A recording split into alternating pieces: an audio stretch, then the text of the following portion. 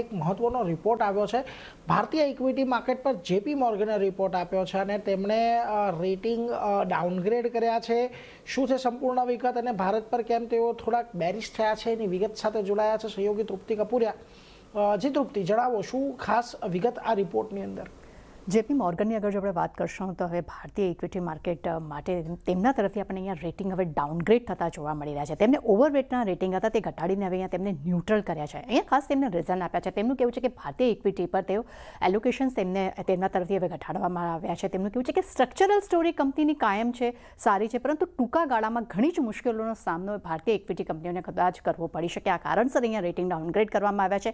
Overall તેમનું એ પણ કહેવું છે કે વેલ્યુએશન ગેપ જે છે અહીંયા ઓછો થઈ રહ્યો છે, પરંતુ સ્ટીલ હજી પણ ભારતીય માર્કેટ માટે તેમના વેલ્યુએશન તેમને મોંઘા લાગી રહ્યા છે। સાથે તેમને પણ કહેવું છે કે એનર્જી રિસ્કથી નફા ઉપર એક સારી એવી અસર આવનારા સમયમાં જોવા મળી શકે છે। ખાસ કરીને FY27માં અમુક સેક્ટર્સ માટે તેમને એનાલિસ્ટ અનુમાન જે છે અહીંયા 2 થી 10% તેમને ઘટાડ્યા છે। સાથે તેમને MSCIને લઈને પણ તેમનું કહેવું છે કે MSCI ઇન્ડિયન EPS ગ્રોથ અનુમાન જે છે તે કરંટ યર 2026-27 માટે તેમને લગભગ 1 થી 2% અહીંયા ઘટાડ્યા છે। સાથે તેમનું પણ કહેવું છે કે ભારતીય ઇન્ડેક્સમાં AI, ડેટા સાયન્ટર, સેમિકન્ડક્ટર્સનું જે વેટેજ જે છે તે અન્ય કન્ટ્રીઝ કરતાં ઓછું છે, એટલે કે અમેરિકન, કોરિયા અને તાઇવાનની સરખામણીએ ભારતનું વેટેજ અહીંયા ખૂબ જ ઓછું છે। એક રિસ્ક ફેક્ટર અહીંયા જોવા મળી રહ્યું છે। સાથે સૌથી ઇમ્પોર્ટન્ટ વાત તેમને કરી છે કે મોન્સૂન નબળું અગર જો રહે છે તો ગ્રામીણ ઇન્કમ અને ખાદ્ય મોંઘવારી એક સૌથી મોટું જોખમ આવનારા સમયમાં જોવા મળી શકે છે।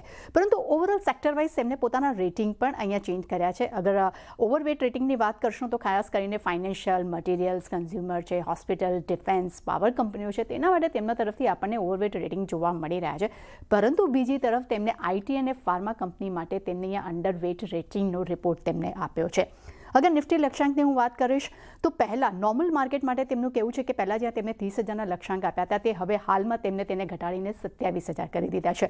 તેમનું કહેવું છે કે અગર જો માર્કેટમાં બુલ રિપોર્ટ જ્યારે અગર આપણે માર્કેટને જોઈએ છે ત્યાં તેમનો 33,000નો ટાર્ગેટ હતો, જે તેમને ઘટાડીને હવે 30,000 કરી દીધો છે। અને અત્યારે જે સિચ્યુએશન ચાલી રહી છે માર્કેટમાં, બેર માર્કેટ છે, ત્યાં તેમના હવે લક્ષ્યાંક જે પહેલાં 24,000 હતા તે સીધા ઘટાડીને તેમને 20,500 કરી દીધા છે। એટલે ડેફિનેટલી જેપી મોર્ગન તરફથી અહીંયા આપણને એક ભારતીય ઇક્વિટી માર્કેટ માટે એક કહી શકાય કે નેગેટિવ રિપોર્ટ અહીંયા આપણી સમક્ષ આવતો જોવા મળી રહ્યો છે અને રેટિંગ તેમને અહીંયા ઘટાડ્યા છે।